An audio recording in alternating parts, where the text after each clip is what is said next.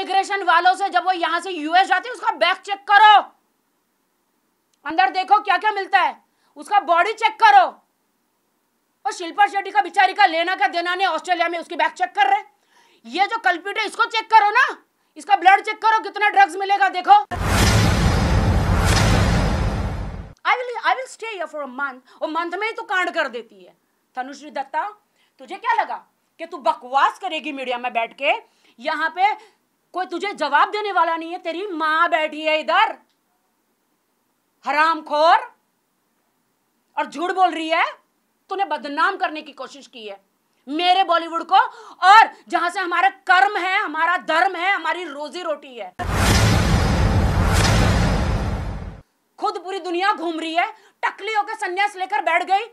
पहाड़ों पे कोई बर्फ में कौन बैठेगा? जब तक डॉक्यूमेंट नहीं लेंगे कैसे बैठेगा यार?